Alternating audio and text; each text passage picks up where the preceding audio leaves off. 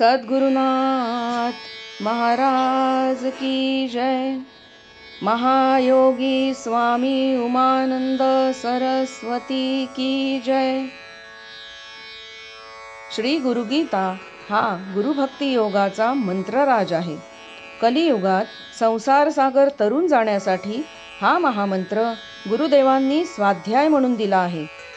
श्री गुरुगीतेतील संस्कृत श्लोकांचा अर्थ महायोगी स्वामी उमानंद सरस्वती यांच्या श्री गुरुगीतार्थेश्वरी या विवेचनाच्या आधारे आपण क्रमशः जाणून घेत आहोत.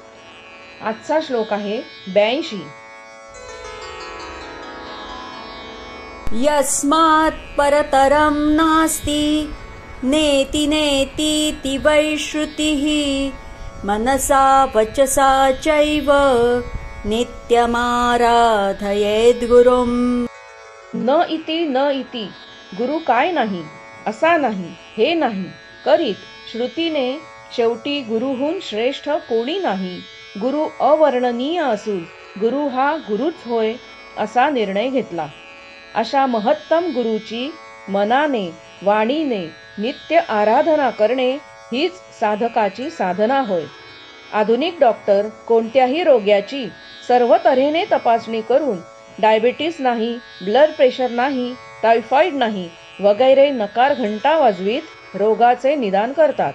तद्वत श्रुतीने वेदांनी गुरु हा काय नाही ते सांगून शेवटी गुरु कसा आहे हे सांगण्यास, गुरुचे परिपूर्ण स्वरूप वर्णन करण्यास शब्द अपुरे पडल्याने गुरु सर्वोत्तम म्हणून अवर्णनीय असे म्हटले. अपूर्णाच्या सहाय्याने पूर्ण कसे वर्णन करता येणार? गुरुपद हे अंतिम स्थान, परमधाम, ह्याच्या पलीकडे काही नाही. मग येथपर्यंत साधकाने कसे पोहोचायचे? तर गुरुची आराधना हीच एकमेव साधना. गुरुची आराधना बाहेरून देह इंद्रिये वापरून केवळ केल्याने पुरी होत नाही. मन व वाणी या दोन शब्दांनी अंतरंग व बहिरंग अशी दुहेरी साधना हा श्लोक सांगत आहे. वाणीमध्ये सर्व इंद्रियांच्या वापराचा समावेश अभिप्रेत आहे. मनामध्ये सर्वच अंतःकरण सामावलेले आहे. मनापासून अंतःकरणपूर्वकच गुरुची भक्ती करायला हवी. मनात गुरु भरला की स्वप्नेही गुरुविषयीच पडतात. गुरुचे दर्शन मार्गदर्शन स्वप्नद्वारा लाभू शकते. मंत्र दीक्षा मस्तकी वरदहस्त देखील स्वप्नात दिली जातात. साधकाचे मन गुरुमय दिव्य झाल्याचेच हे द्योतक होय. चितिशक्तीच गुरुचे रूप घेऊन साधकाला स्वप्न सृष्टीत सहाय्य करते. मनाने असे गुरुचे चिंतन घडू लागले की वृत्ती उक्ती कृती गुरुभक्ती प्रित्यर्थच होतात. वैखरी मध्यमा पश्यंती व परा असे वाणीचे उत्तरोत्तर सूक्ष्म होत जाणारे प्रकार होत. गुरुची आराधना केवळ वरवरची नको, सखोल हवी, तरच ती फळते. चारी वाणीतून गुरुस्मरण व्हायला लागले की सर्व इंद्रियेही गुरुभक्तीचेच आचरण करू लागतात. पुन्हा गुरुभक्तीची ही बहिरंग व अंतरंग साधना नैमित्तिक नसावी, तर ती नित्याचीच साधना व्हावी असे हा श्लोक आवर्जून सांगतो. दीर्घकाल व सतत साधनाच साध्याची प्राप्ती करून देते.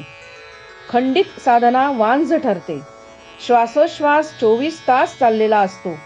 म्हणून गुरुस्मरण श्वासोश्वासात गुंफता आले तर झोपेतही गुरुभक्ती आपोआप वाढीस लागते. निद्राच तंद्रा होते. गाढ झोप समाधी रूप होते. तद्रुपतेने तुर्या अवस्था लाभते. एक क्षणही वाया जात नाही. सत्यच नित्य, बाकी सारे अनित्य. म्हणून सत्याचा साक्षात्कार होण्यास साधनाही नित्याचीच हवी.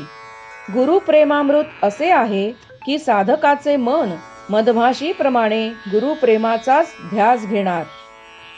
साधी माशी त्याज्य ग्राह्य सर्वांवर बसते, पण मधमाशी फक्त मधावरच बसणार.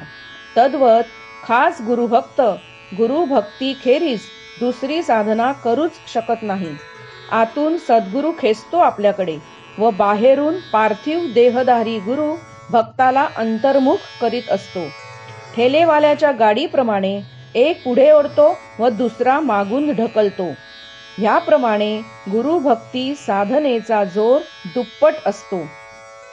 वेगाचा आवेग होतो. मनाला एकदा पटले की गुरुहून श्रेष्ठ काही नाही की इतर साधना आपोआप गळतात व गुरुचीच आराधना सर्वतोपरी व सर्व प्रकारे सर्वांगीण साधनेने गुरुभक्त काया वाचा मने करून करू लागतो. सद्गुरुनाथ महाराज की जय.